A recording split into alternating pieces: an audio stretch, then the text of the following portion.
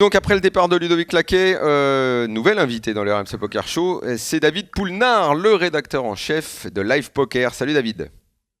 Oui, bonjour. Salut David. Très heureux de t'avoir Merci avec de me nous. Salut David. On a toujours Julien Moundir, évidemment, on est tous ensemble. Je rappelle, parce que comme on est tous un petit peu loin aujourd'hui, notamment en raison du Covid, il faut préciser où sont les gens. David Poulnard, rédacteur en chef Live Poker. Alors je suis très content de t'avoir, David, parce que, bon, d'abord je suis un lecteur assidu du magazine, mais j'ai beaucoup aimé donc le numéro de novembre, le poker et l'argent. Tu as fait une étude, une enquête très longue et bon, c'est un poker, c'est comment dire, c'est un thème qui a l'air complètement banal puisque poker c'est toujours argent, mais les questions que tu poses sur différents dossiers, je trouve que c'est des thèmes qu'on n'aborde pas toujours, donc je suis très content que tu sois là et que même à la limite tu sois à nouveau avec nous et la semaine prochaine et peut-être encore pour qu'on détaille toute ton enquête que j'ai trouvé fantastique. Et là je voulais cette semaine qu'on parle des sites de ranking. Parce que alors ça, tu le dis dans le titre de ton article, c'est sorte de référence parce que ça permet de savoir qui sont les meilleurs, qui gagnent le plus d'argent. Mais est-ce que c'est réellement fiable, ces sites de ranking? Et la première question, c'est pas à toi que je la pose, mais c'est à Julien. Est-ce que tu fais attention, toi, en tant que joueur professionnel, à ces rankings qui existent dans le poker? Alors, personnellement, je fais pas si attention que ça. Je sais que mes proches, mes amis, les gens qui sont extérieurs au poker, ils font attention parce que pour eux, ils imaginent ça un petit peu comme le classement ATP au tennis ou ce genre de choses, ce qui n'est pas Mhm. du tout le cas. Mhm. Donc, personnellement, non, je n'y prête pas tant attention. En revanche, en 2019, quand j'ai fini numéro 1, bah oui, ça m'a fait quelque chose, quoi. Genre, j'étais content, j'étais fier de ça. Ouais, mais t'étais numéro un de Mais la quoi, Julien? réalité, c'est que j'étais celui qui, au cours de l'année 2019 et depuis l'année 2018, donc c'est ce qu'on appelle numéro 1 français GPI, donc Global Mhm. Poker Index, où en Mhm. fait c'est un ranking lissé sur 2 ans, où en fonction des perfs à des tournois en fait qu'on fait, en fonction donc, du buy-in, du nombre de joueurs, peut-être que tu me reprends David hein, si je me trompe, mais donc du buy-in et du nombre de joueurs, tu vas accumuler un certain nombre de points. Ces points-là, avec le temps, au bout de 6 mois, ils valent un peu moins, et un peu moins, puis un peu moins, puis un peu moins, et puis au bout de 2 ans, ils valent plus rien. Donc grosso modo, c'est un classement qui donne les résultats bruts, donc sans retirer les buy-in, lissés sur ces 2 dernières années. Je sais pas si j'ai été clair. Bah, on va voir, Écoute, David, il va nous dire s'il est clair et je il va nous confirme, parler de ça. Ouais. je confirme, c'est totalement ça. C'est un classement sur 2 ans avec une dégressivité des points qui prend en compte le nombre de joueurs et le buy-in. Plus il y a de joueurs, plus le buy-in est cher, plus on va marquer, enfin le joueur va marquer des points euh, en fonction de son résultat, évidemment. Alors David, qu'est-ce que tu as voulu expliquer avec cette partie de ton enquête sur les sites de ranking? Tu as voulu démontrer quoi quand tu dis par exemple encaisser n'est pas gagné? T'as voulu montrer que ça ne détermine pas toujours qui est le meilleur joueur de poker, c'est ça? Voilà, ce sont évidemment les différents sites de ranking, les sites de référence, des éléments incontournables pour avoir accès au palmarès d'un joueur, pour savoir ce qu'il gagne, quels sont ses résultats, mais c'est d'une fiabilité relative. La première raison, c'est que on ne sait pas quel est le bilan d'un joueur à la fin de l'année. On sait ce qu'il a gagné, on ne sait pas ce qu'il a dépensé. Voilà, il Absolument. faudrait pour cela lister l'intégralité des tournois qu'il a fait et c'est compliqué, surtout pour des joueurs Et s'il a qui jouent rebuy beaucoup ou de pas dans tournois les dans l'année. tournois, toutes C'est ces ça, en plus choses-là, de tu veux ça, dire? exactement. Mais ça, c'est des choses qui sont pas. Enfin, c'est traçable quand même. C'est traçable parce que c'est Ah oui, mais enregistré. ça serait un travail titanesque. Il Ouais. faudrait suivre l'intégralité des tournois toute l'année, avoir quasiment quelqu'un sur place, ou en tout cas être en contact avec les organisateurs qui envoient tout le listing de tous les joueurs inscrits, de tous les joueurs qui ont éventuellement Mais réentré dans le tournoi.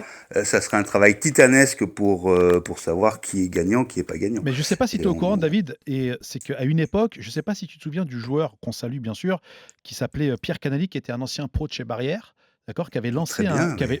qui avait lancé un site justement sur le ranking aussi, où on peut, tous les tournois où on pouvait les jouer et Ranking Hero. compagnie. Ouais, ouais, exactement, Ranking Hero, absolument. Ouais, Et le tout truc, à fait. Je me souviens de ça, Eh oui, oui, oui. tu te rappelles, Daniel. Mm. Et le site a fermé parce que en fait, ça a pas suivi. Enfin, il y a eu, je sais pas ce qui s'est passé, mais en tout cas, ça a pas suivi. Et le fait que tu nous dises effectivement que c'est un travail monstrueux sur la traçabilité des paiements et compagnie. Donc, je pense peut-être que c'est aussi pour ça, parce que je crois que Ranking Hero pouvait faire ça aussi. Oui, Puis il y a un dernier je point pense qui est important, même s'il y a cette traçabilité qui est faite, s'il y a un point qui est extrêmement important, et vous le savez, c'est que la plupart des joueurs sur les gros buy-in vendent des actions, et ça, bah, on n'a aucun moyen de le savoir, qui achète quoi. Oui. Donc même vrai. s'il y a le nombre de buy-in qui est fait, finalement, le résultat à la fin C'est ne correct. voudrait pas dire grand-chose non plus. C'est Alors correct. justement, Julien, je te pose la question et David donnera son avis. Pour un joueur pro, euh, comment déterminer finalement, peut-être pas qui est le meilleur, mais finalement ce qui compte, c'est ce que t'empoches ou si tu es un joueur de tournoi, c'est le nombre de fois où tu es, je sais pas, vainqueur, où tu fais HU, ou tu es finalement ton classement de position, ou c'est ce que tu encaisses qui détermine si tu es fort ou t'es pas fort au poker, puisque ce que tu encaisses, comme tu es en train de le dire, des fois, tu es obligé d'en donner à ceux qui t'ont financé, tu t'es rebuy 10 fois dans le tournoi, enfin peut-être pas 10 fois, j'exagère, mais enfin tu vois ce que je veux dire, quoi. Comment on fait? Quel serait le bon site de ranking? Alors, il y a pas actuellement de site de ranking. Je pense que la façon de déterminer la valeur d'un joueur, c'est ce qu'en pensent leurs alter ego, en fait. C'est les autres joueurs. Et donc, c'est généralement à quel point le joueur est fort théoriquement, d'une part, et d'autre part, à quel point il est ce qu'on appelle clutch, c'est-à-dire en situation, en action, qui va réussir à prendre les bonnes décisions avec tous les éléments possibles. Donc, quand je dis éléments possibles, évidemment, je pense à la technique, mais il y a également, évidemment, le comportement, l'expérience, enfin, tout ce qui va bien, quoi. Donc, je ne suis pas du tout en train de dire que c'est la technique qui vaut au-dessus de tout. Il y a des joueurs français, notamment, je pense à Julien Sylvon, qui se basent sur d'autres choses et qui réussissent très bien. Il a encore dit prendre là ce week-end. Donc, en fait, comment déterminer un bon joueur? Déjà, c'est la longueur de sa carrière. En tout cas, je le pense. Et à la fin, qu'est-ce qu'il a joué, qu'est-ce qu'il a battu. Voilà, les limites qu'il a battues. Si un joueur bat pendant 10 ans des 1000 euros ou des 1500 euros, on pourra dire qu'il sera meilleur qu'un joueur qui, pendant une année, a gagné un tournoi, un titre majeur sur un 5000, par exemple, sans aucun doute. David, ton avis, toi, là-dessus? Alors, comme souvent, je suis entièrement d'accord avec Julien. Je pense que déjà, le premier point important pour un joueur, c'est l'opinion de ses pairs.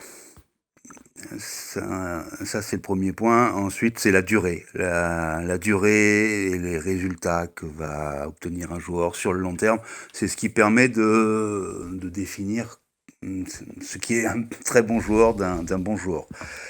Ensuite, chaque joueur a sa propre opinion par rapport au classement. Il y en a qui font pas du tout attention. Il y en a qui sont très attentifs. Je prends l'exemple de Yo Viral, qui me contredira pas, qui est très content d'être numéro 1 actuellement des classements. C'est une forme de reconnaissance. Mhm. Il y a d'autres joueurs qui s'en moquent. Il y en a même qui préféreraient passer sous les radars, être le plus discret possible. Donc pour chaque joueur, il va y avoir différentes façons de percevoir ses classements. Ce qui me semble certain, c'est que par contre pour les fans, c'est important. C'est vrai que la plupart parce que c'est vrai que moi j'ai rencontré des joueurs qui justement, qui eux ne veulent pas apparaître sur Internet quand on veut taper leur nom et compagnie. Est-ce qu'un jour il va y avoir quelque chose qui va pouvoir changer sur ceux qui veulent être et d'autres non, veulent apparaître et d'autres non? Nous, on essaye de respecter les désirs de chacun. Ceux qui ont envie de discrétion, qui nous demandent de ne pas apparaître sur le classement de Live Poker, eh bien, on accède à leur requête. Voilà. Pour l'instant, il n'y a pas de réglementation spécifique. Voilà. Ok. Et David, tu vois, dans l'article, tu dis un truc, et c'est vrai. Ah, alors là, on parle d'une légende du poker. Mais tu dis, en 2017, Negreanu avait cumulé 2 700 000 $ et quelques de gains au tournoi.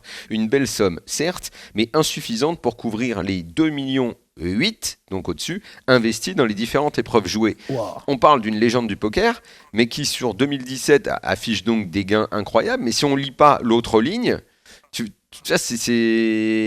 voilà, comment apprécier un joueur. Est-ce qu'on se dit à ce moment-là, et Julien, quel est ton avis, la légende est fatiguée?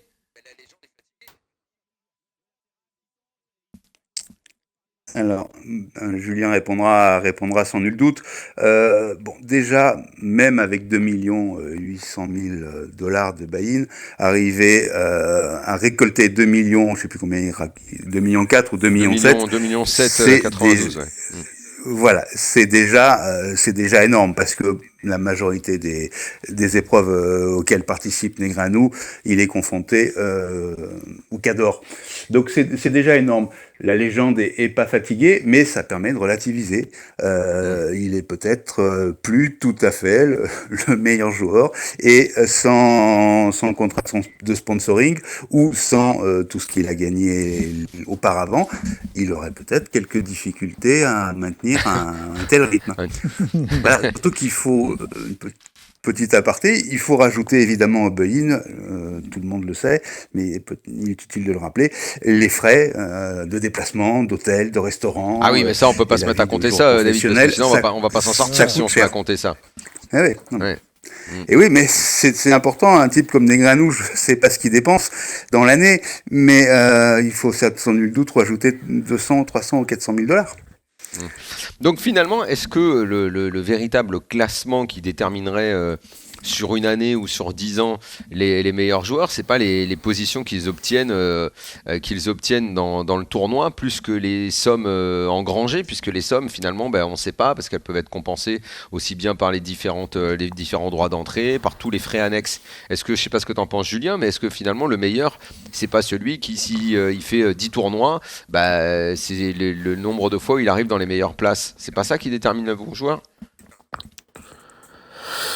On pourrait déterminer comme ça, mais moi je pense que au poker c'est très difficile de déterminer qui est le meilleur et on s'en manque un peu. Il y a vraiment tout un tas de joueurs qui sont extrêmement compétents, extrêmement forts. Il y a des joueurs qu'on adorerait voir à table et d'autres qu'on espère ne pas avoir à table. Mais en fait c'est très difficile de dire celui-ci est meilleur que tous les autres. Alors il en existe sur la scène internationale. Il y a vraiment il y a une poignée de joueurs qui sortent clairement du lot. Mais ensuite il y a tout un tas de joueurs qui sont extrêmement bons. Chacun d'entre eux est capable de faire des perfs, des résultats. Et en fait, il y a quelque chose qui est très incompris au poker, c'est la variance, en fait, et le long terme. Les résultats sur 1, 2, 3 années vont être largement influencés par la chance. Et tu vois, de dire sur 10 tournois, lequel des deux a eu les meilleurs résultats, oui, mais c'est sur 10 tournois. Mais dans ces cas-là, je vais dire oui, mais dans ce cas-là, on prend sur 1000 tournois. Mais non, ça fonctionne pas comme ça. C'est même sur 10 000 tournois, 20 000 tournois, et c'est impossible à faire. Donc, un petit peu comme les sites de ranking, l'important c'est d'avoir des bons repères et puis voilà, combien de temps la carrière va durer et comment est-ce que la personne arrive à s'adapter, parce que c'est un jeu qui est en permanente évolution, mais de déterminer un classement précis des meilleurs joueurs, je pense que c'est vraiment un non-sens au poker. En tout cas, c'est mon avis. Mais pourtant, Julien, même si j'entends tous tes arguments, Dieu sait s'il y en a des sites de ranking, des rankings. Alors il y a le classement le plus, celui qui fait un petit peu rêver des joueurs comme Moundir et moi, évidemment, c'est celui des gains all-time avec Bryn Kenny 56 millions, Bonomo deuxième 55 millions, Negreanu 43 millions. Et après, effectivement, on n'a pas à côté ce qu'ils ont perdu ou ce qu'ils ont fait ou comment ils ont géré leur vie. Mais tous ces classements-là, mine de rien, ils existent, même s'ils sont tous critiquables, ils existent. Ça veut dire qu'on essaye quand même toujours de classer les gens, en bien ou en mal. Oui, mais ils existent, mais tu vois, sur les deux premiers joueurs que tu m'as cités, s'il leur reste ne serait-ce que 5% de cette somme, c'est un miracle. Voilà, c'est des sommes qui sont vraiment pas du tout réalistes. C'est pas les gains des joueurs, c'est leur résultat brut. C'est comme si tu montais une société et que tu parlais de ton chiffre d'affaires. Ça fait aucun sens. Ton entreprise peut avoir un chiffre d'affaires immense et perdre de l'argent tous les ans, tu vois. C'est vraiment particulier, je trouve. Ok, en tout cas, David, merci beaucoup pour ton enquête. Et moi, je te propose, David, que la semaine prochaine ou la suivante, tu reviennes, parce que dans les pages d'après, ça nous fait une transition avec ce que vient de dire Julien. Parce que ce sont les pages, c'est ce qui fait aussi la légende du poker, c'est t'as gagné et t'as perdu, t'es broke ou t'es pas broke, et t'as également mené l'enquête sur ces joueurs qui ont gagné des millions, mais qui à côté ont tout perdu et se sont retrouvés à la rue. Je trouve qu'il y a pas mal de belles histoires qu'on va raconter, et donc je te propose, si t'es dispo, dès la semaine prochaine, qu'on parle de ces histoires-là, quoi. Eh bien, ça sera avec plaisir. Je suis ravi d'être à vos côtés quand vous voulez.